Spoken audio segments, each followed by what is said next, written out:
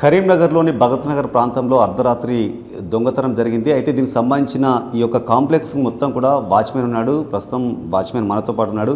Watchman నాడు కూడా అసలు ఏం జరిగింది, దుండగులు ఎన్ని గంటలకు లోపలికి ప్రవేశించారు, తర్వాత ఏం చేశారు, మరి అంటే ఇతను అప్పుడు అంటే పడుకొని ఉన్నాడా, దీనికి సంబంధించిన పూర్తి వివరాలు ఇతను అడిగి తెలుసుకుందాం. బాబు ఏం పేరు, నీ పేరు?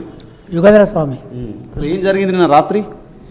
ఏం జరిగిందంటే నేను అన్నం తిని పడుకున్నా, టీవీ సౌండ్ వస్తుంటే లేచిపోయి ఓనర్ లేపిన ఉన్నావేమన్నా అనిపిస్తే సప్పుడు వేయలే. సప్పుడు వేయకుంటే నిద్రలోకి పోయినా అని చెప్పి సప్పుడుకి వస్తున్నా. ఇటు వస్తుంటే వాళ్ళ పెద్ద కూతురు అమ్మ అమ్మ అని వస్తుంది, అవసరాలు పిలుస్తుంది. పిలిచి మాట్లాడలేదు.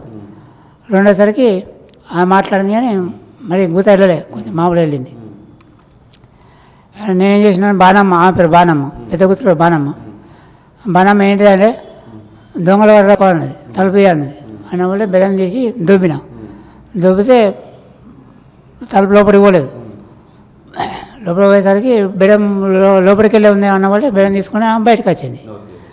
బయటకు వచ్చి నేను కోసేపటికి ఇక్కడికి వచ్చి ఇక్కడ నిలుస్తున్నా. దొంగలు అన్న వాళ్ళే నిలుస్తున్నా, మరి ఎవరన్నా మళ్ళీ ఎవరన్నా వస్తానని నిలుస్తున్నా. వాళ్ళ కొడుకు వాళ్ళ తమ్ముళ్ళకి ఫోన్ చేసి వాళ్ళ తమ్ముడు వచ్చిండు, ఇంకోరు వచ్చిండు, ఇద్దరు వచ్చిండు. అంటే వాళ్ళు ఎంతమంది వచ్చారని మీరు ఏమైనా చూసిరా? చూడలేదు సార్.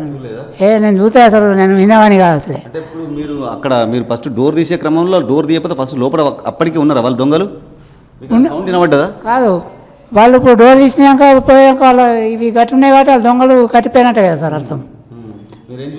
నేను చూడలే, బయటకు వస్తే అవి గట్టి ఉంది. ఎన్ని సంవత్సరాల నుంచి చేస్తారు ఇక్కడ?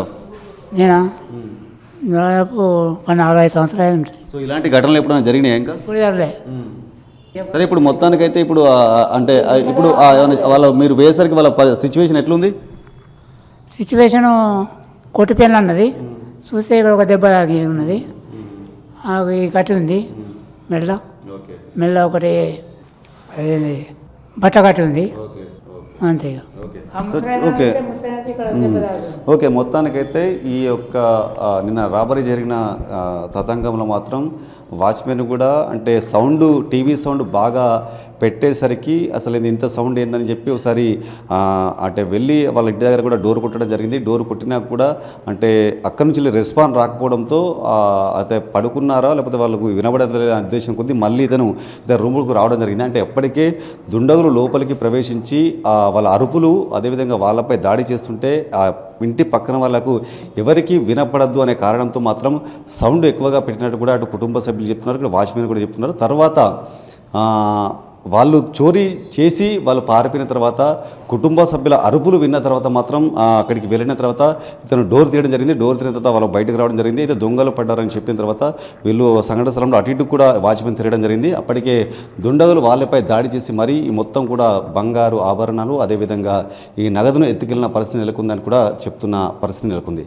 కెమెరా పర్సన్ సంజీవ్తో శ్రీనివాస్, మైత్రి ఛానల్, కరీంనగర్.